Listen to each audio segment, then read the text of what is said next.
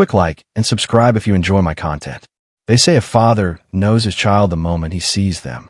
That instant connection, that unbreakable bond. I believe that. I believed it so completely that I spent 6 months preparing a nursery, reading parenting books, and planning a future with a child that DNA evidence just proved isn't mine.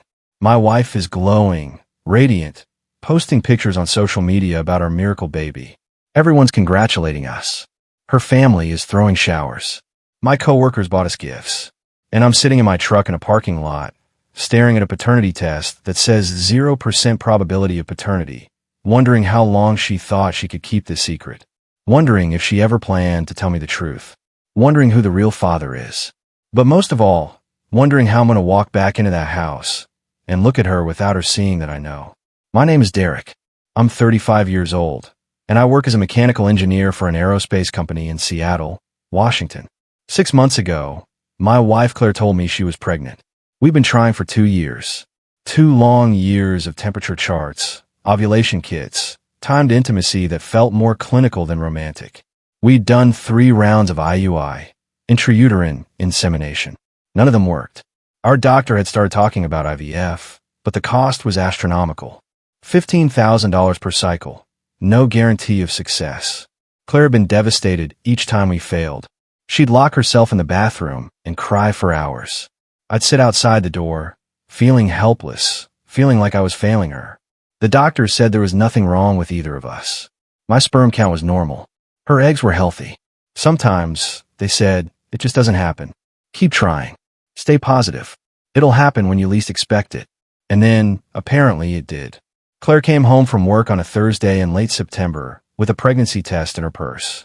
She didn't say anything at first. Just made dinner, acted normal. Then, after we'd eaten and cleaned up, she pulled out the test and set on the kitchen counter. "I'm pregnant," she said. I stare at the test. 2 pink lines. Positive. Clear as day. "Are you sure?" I asked, even though the evidence was right there. I took 3 tests. All positive. I have a doctor's appointment next week to confirm, but Derek, I'm pregnant. We're going to have a baby. I didn't know what to say. After 2 years of trying, 2 years of disappointment, I'd started to accept that maybe it wouldn't happen for us. Maybe we need to consider adoption or surrogacy, or just accept being childless. And now, suddenly she was pregnant. I should have been ecstatic. I should have picked her up and spun her around. I should have called my parents, opened champagne, celebrated. But something held me back. Something I couldn't name. A tiny voice in the back of my head that whispered, "How?" I ignored that voice. I hugged Claire. I told her I was happy. I told her this was amazing news. And I meant it. Or at least, I wanted to mean it. The doctor confirmed the pregnancy the following week. Claire was 6 weeks along. The due date was late May. Everything looked healthy and normal. Claire started taking prenatal vitamins, cut out caffeine and alcohol, downloaded pregnancy apps that sent daily updates about the baby's development. I threw myself into preparation mode, started researching cribs and car seats, cleared out the spare bedroom to make room for a nursery, told my boss I'd need paternity leave in the spring. My parents were thrilled. Claire's parents were overjoyed. Everyone was happy, except that little voice in my head wouldn't shut up. The thing is, Claire and I had barely been intimate in the months before she got pregnant. Not because of any problems between us, just life. Work had been brutal for both of us. I was putting in 60-hour weeks on a major project. She'd started a new position at her marketing firm that demanded constant travel. We were ships passing in the night most days. I tried to remember the last time we'd had sex before she got pregnant. It had been in early August, I thought. Maybe late July. I couldn't pinpoint it exactly, but the timeline seemed off. If she was 6 weeks pregnant in late September, that meant conception would have been mid-August. Had we been together then? I didn't say anything. Didn't voice my concerns. Because what was I going to do? Accuse my wife of lying about when we had sex? Accuse her of something worse? Based on what? A vague feeling that the math didn't add up? So I pushed it down. Told myself I was being paranoid. Told myself that we must have been together in August, and I just didn't remember. Told myself that after 2 years of trying, I should be grateful instead of suspicious. Claire's first trimester was rough. Morning sickness hit hard. She was exhausted constantly, falling asleep on the couch by 8 o'clock. I took care of her, made her ginger tea, ran to the store for whatever food she could stomach, held her hair back when she got sick. By the second trimester, she started to feel better. The nausea faded. Her energy returned. And she started glowing. That's what everyone said. You're glowing. You look so beautiful. Pregnancy suits you. And it was true. Claire looked radiant. Happier than I'd seen her in years. She posted bump photos on Instagram every week. Started a pregnancy journal. Talked endlessly about baby names and nursery themes, and whether we should find out the gender or wait until birth. I played along. I was excited too, or trying to be, but that voice never completely went away. It just got quieter, easier to ignore, until I found a receipt. It was a Saturday in early March. Claire was 24 weeks pregnant, just starting to show significantly. She'd gone to her sister's place for a baby shower one of her friends was throwing. I stayed home to work on the nursery, painting the walls a soft yellow that Claire had picked out. I was looking for the paint stirrer when I found her purse on the kitchen counter. I wasn't snooping. I swear I wasn't. I just thought maybe she bought a stirrer at some point and thrown it in there. I unzipped the main compartment and started rummaging through. That's when I found the receipt. It was crumpled at the bottom, from a hotel in downtown Seattle. The Fairmont Olympic. Date, August 14th. One night. Room charge, $427. I pulled it out and stared at it. August 14th. Right in the window when Claire would have gotten pregnant. I tried to remember where I was on August 14th. Pulled up my work calendar on my phone. I'd been in Los Angeles that week for a conference. Left on the 12th. Came back on the 16th. My hand started shaking. I sat down at the kitchen table and read the receipt again. And again. Trying to find some innocent explanation. Maybe it was from a work event. Maybe her company had put her up for a conference or a client meeting. But if that was true, why was it in her personal purse? Why would she have paid for it herself? Her company would have covered work expenses. I took a photo of the receipt with my phone, put it back exactly where I found it, and tried to breathe normally. When Claire came home that evening, I was on the couch watching television. She was carrying bags of gifts from the shower, smiling, talking about how much stuff people had given her friend. "How was the painting?" she asked, setting the bags down. "Good. First coat's done. Can I see?" "Tomorrow. It needs to dry." She sat down next to me, put her hand on her belly. "The baby's been kicking all day. I think it's excited about all the attention." I looked at her stomach, at the visible bump beneath her shirt. "That's good. You okay? You seem quiet. Just tired. Long day." She kissed my cheek. "Thank you for working on the nursery. I know you've been putting in a lot of effort." "Of course." That night, after Claire went to bed, I sat in my office and stared at the photo of the receipt.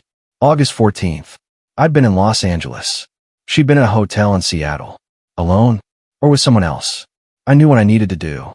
I just didn't want to do it. The next morning, I called my brother. Ryan's a software engineer, works in cybersecurity. If anyone knew how to find information discreetly, it was him. "I need your help with something," I told him. "And I need you to not ask too many questions." That's a concerning way to start a conversation. I found a hotel receipt in Claire's purse. From August. I was out of town that week. Silence on the other end. Then, "You think she's cheating?"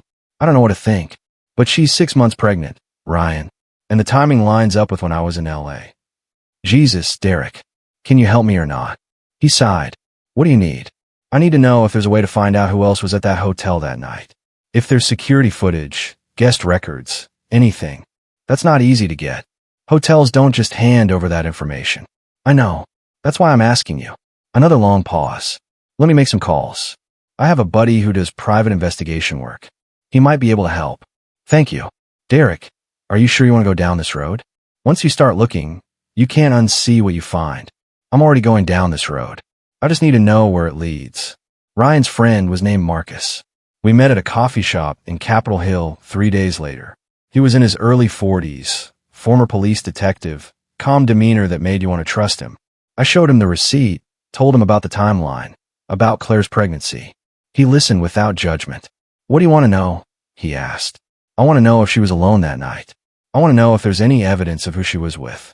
The hotel won't give me guest records without a subpoena, but I can check security footage if I have contacts there. I can also run surveillance on her current activities, see if there's any ongoing relationship. How much does this cost?" He named a figure. It wasn't cheap, but it wasn't impossible either. "Do it," I said. "You understand that what I find might not be what you want to hear." "I understand." He nodded. "I'll be in touch." For For the next 2 weeks, I lived in a fog. I went to work, came home, helped Claire with nursery prep, went to her prenatal appointments, smiled when people congratulated us. And the whole time, I was waiting for Marcus to call. He finally did on a Thursday evening. I was in my car in the parking lot at work, about to drive home. "I have information," he said. "You want to meet? Now, if you're available." We met at the same coffee shop. Marcus had a folder with him. He sat on the table between us. "I couldn't get the hotel security footage," he said, "but I did some digging. Cross-referenced the date with social media posts, credit card records from people in Claire's circle. One name kept coming up, a guy named Ryan Holloway. Who is he? Works at the same marketing firm as your wife. Senior creative director. He was also at the Fairmont Olympic on August 14th. Paid for dinner at the hotel restaurant that night. 2 meals. My stomach dropped. Are they still seeing each other? I followed her for the past week. She met him for lunch twice. Coffee once. All during work hours. All at public places. Could be work-related. Could be something else." He slid the folder across the table. Inside were photos. Claire and a man I didn't recognize sitting at a cafe. Claire and the same man walking out of her office building together. Claire laughing at something he was saying. "That's Ryan Holloway," Marcus said. I did some background on him. 38 years old, divorced, no kids. Been at the firm for 6 years. By all accounts, he and Claire work closely together. Define closely. Their teams collaborate on major accounts. They travel together, sometimes for client meetings. They have lunch regularly. On paper, it looks professional. But given the hotel receipt and the timing, it could be more. I stared at the photos. What do I do now? That's up to you. You could confront her. You could keep digging. Or you could walk away without knowing for sure. What would you do? Marcus leaned back. I'd want to be certain before blowing up my life. Especially with a kid involved. The kid might not be mine. Which is why you need to be certain. I drove home that night with the folder sitting on the passenger seat like a loaded gun. Claire was in the nursery when I got there, folding tiny onesies and arranging them in drawers. "Hey," she said when she saw me. "Look what my mom dropped off. Aren't these adorable?" She held up a onesie with a little elephant on it. I looked at it, looked at her glowing face, and felt something crack inside me. "Yeah," I said. "Adorable." That night, I couldn't sleep. I lay in bed next to Claire, listening to her breathe, watching her hand rest on her belly. I thought about Ryan Holloway. Thought about the hotel. Thought about every lunch, every late meeting, every business trip she'd taken in the past year. And I thought about the baby. The baby everyone thought was mine. The baby I'd been preparing for, planning for, already loving. If it wasn't mine, I needed to know. Not just for me. For everyone involved. I made a decision. The next morning, I called my doctor. Told them I wanted to schedule a paternity test. They informed me that non-invasive prenatal paternity testing was available. It required a blood sample from Claire and a cheek swab from me. The baby's DNA could be isolated from Claire's blood as early as 8 weeks. "We can schedule that for you," the nurse said. "Does your wife know you're requesting this?" "Not yet. I'll talk to her." Except I didn't talk to her. I couldn't. Because if I was wrong, if I was being paranoid and the baby was mine, asking for a paternity test would destroy our marriage anyway. She'd never forgive me for doubting her. So I did something I'm not proud of. I found a private lab that offered at-home paternity testing. They could use Claire's blood sample from her regular prenatal checkups if I could get access to it. And I could provide my own DNA sample separately. It took 2 weeks to set up. I needed to get Claire's medical records from her OB, which required forging her signature on a release form. I needed to collect my own DNA sample and send it to the lab. And then I needed to wait. The waiting was the hardest part. Claire was 26 weeks pregnant by then. The baby shower her friends were planning was 2 weeks away. We'd started picking out names. I'd assembled the crib. We'd taken maternity photos that Claire posted all over social media. To the outside world, we were the picture of expectant happiness. Inside, I was dying. The results came back on a Tuesday. I was at work when I got the email. I closed my office door, sat down at my desk, and opened the attachment.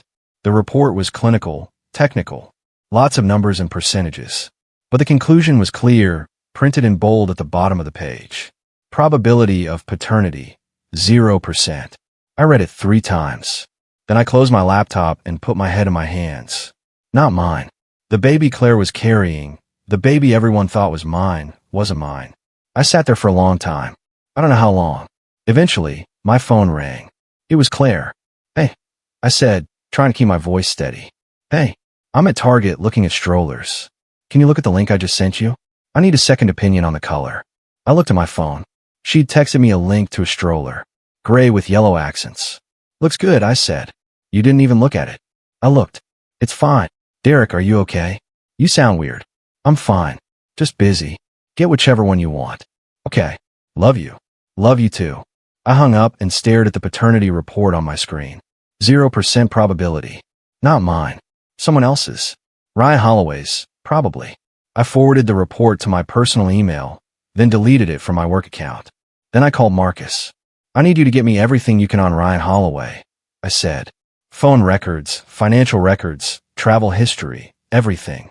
You get the paternity results. Yeah. I'm sorry, man. Just get me the information.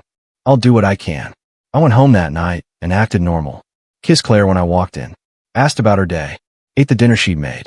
Watched television with her on the couch. Her feet in my lap while I rubbed them like I'd done every night for the past 6 months. And the whole time, I was screaming inside. Over the next week, Marcus compiled a dossier on Ryan Holloway. Phone records showed frequent calls and texts between him and Claire, sometimes late at night. Credit card records showed dinners at expensive restaurants on dates, when Claire had told me she was working late. Travel records showed that he'd been on the same business trips as Claire on at least 4 occasions in the past year. The evidence was damning, undeniable, but I still hadn't confronted Claire. I didn't know how. What do you say to your pregnant wife when you find out the baby isn't yours? How do you even start that conversation? I decided to talk to a lawyer first. I needed to understand my options, my rights, my obligations. If the baby wasn't mine, was I still responsible for child support? Could I get my name removed from the birth certificate? What about all the money I'd already spent on baby furniture, medical bills, preparations? The lawyer's name was Patricia. She was in her 50s, sharp-eyed, no nonsense. She listened to my story without interrupting. When I finished, she leaned back in her chair. First, I'm sorry you're going through this. Second, this is complicated. How complicated? In Washington state, if you're married when a child is born, you're presumed to be the legal father regardless of biology. Even if the paternity test proves the child isn't yours, you could still be financially responsible unless you contest paternity within a specific time frame. How long? You need to disestablish paternity within 4 years of the child's birth. But it's easier to do it before the birth. Once your name is on the birth certificate, it becomes more difficult to remove. So what do? You confront your wife. You present the evidence. And you make it clear that you will not be signing the birth certificate or accepting parental responsibility for a child that isn't yours. Then you file for divorce. Divorce. Unless you want to raise another man's child. I thought about that. About the baby I'd been preparing for. The nursery I'd painted. The crib I'd assembled. The future I'd imagined. No, I said. I don't. Then you need to act now. Before the baby is born.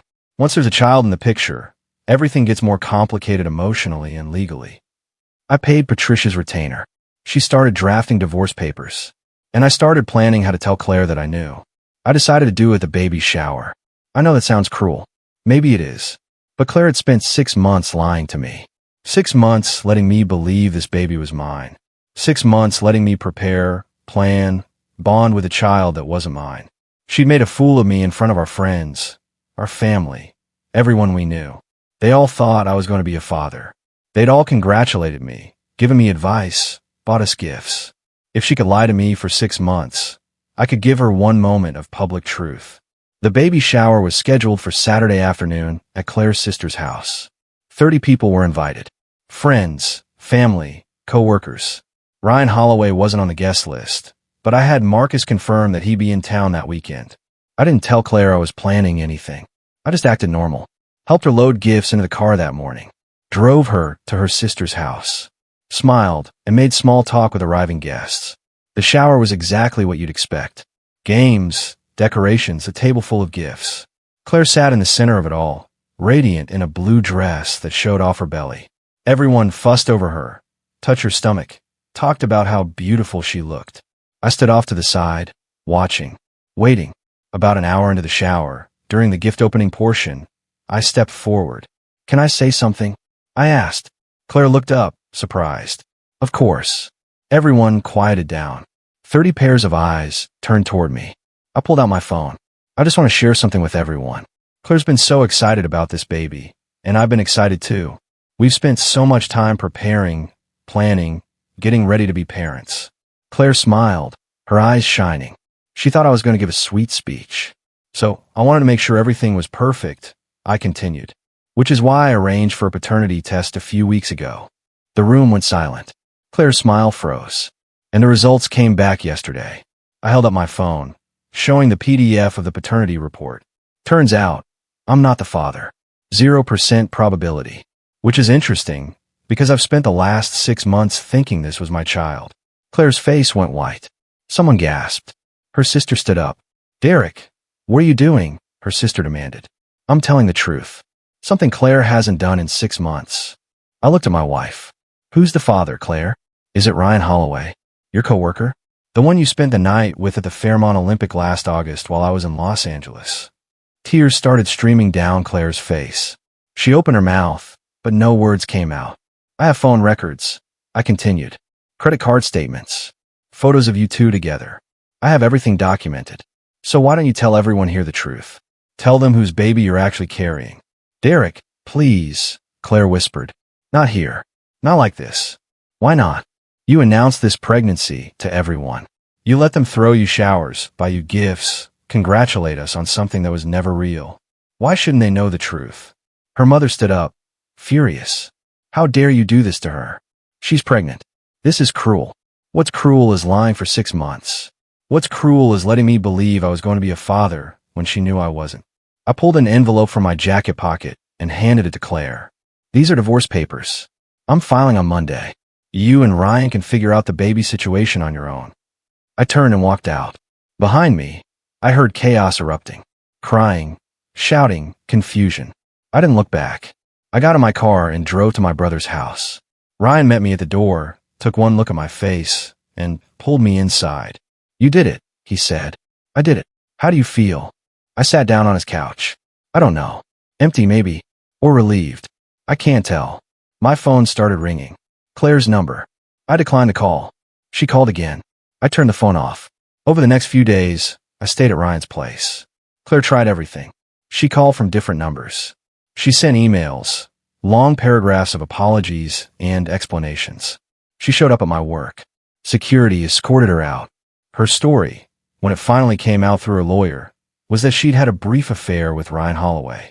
It started last summer, around July. They'd slept together a handful of times. Then she'd ended it. She hadn't known she was pregnant when she ended things with Ryan. When she found out she was pregnant, she'd assumed the baby was mine because the timing was close enough. She convinced herself it had to be mine.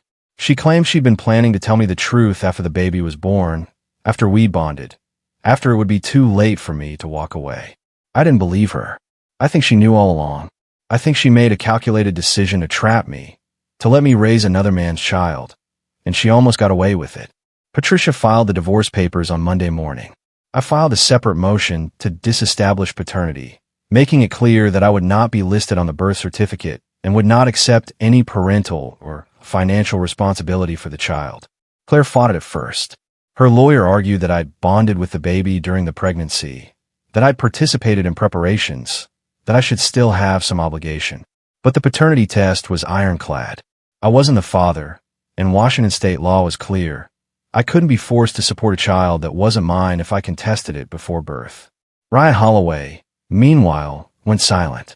I heard through the grapevine that Claire had contacted him about the baby. He'd initially denied it was his, demanded his own paternity test. When that came back positive, he still didn't step up. Didn't offer to be involved, didn't offer financial support. Just disappeared from Claire's life completely. Turns out she bet on the wrong man. The divorce was finalized 3 months later. I kept the house. We split our other assets 50-50. I didn't ask for anything from her, and she didn't get anything from me beyond what she was legally entitled to. Claire gave birth to a baby girl in late May. I know because her sister posted photos on social media. The baby looked healthy. Claire looked exhausted. I felt nothing when I saw those photos. No connection, no curiosity, nothing. That child was a stranger to me. Always had been. A few people, mutual friends mostly, reached out after the birth, asked if I'd reconsider, told me that Claire was struggling as a single mother, that she needed help, that maybe I could find in my heart to be involved. I told them all the same thing. Not my child, not my problem. Some people thought I was heartless. Some people thought I'd handled it perfectly. I didn't care either way. I'd done what I needed to do to protect myself. 6 months after the divorce, I sold a house. Too many memories. Bought a condo downtown, closer to work. Started over. I dated occasionally, nothing serious. I focused on my career. I traveled. I rediscovered who I was outside of that marriage, outside of the life I thought I was building. A year after the baby shower, I ran into Claire at a grocery store. She was pushing a stroller, looking tired and worn down. The glowing pregnant woman was gone. In her place was a single mother who looked like she hadn't slept in months. She saw me and froze. I nodded once and kept walking. I didn't stop, didn't ask about the baby, didn't make small talk. Some doors, once closed, should stay closed. People ask me sometimes if I regret how I handled things, if I should have been more private, more compassionate, more understanding. My answer is always the same. She had 6 months to be honest with me. 6 months to tell me the truth. 6 months to give me a choice. Instead, she lied. She let me believe something that wasn't true. She let me prepare for a future that was built on deception. I gave her exactly what she gave me. The truth, delivered publicly, without warning. And I don't regret it for a second. The baby she's raising isn't mine. The life she's living isn't my responsibility. The choices she made aren't my burden to carry. I walked away from that situation with my dignity, my self-respect, and my freedom intact. And that's worth more than any miracle baby ever could be. Sometimes the best thing you can do is know when something isn't yours to carry. I learned that lesson the hard way, but I learned it, and I'm better for it.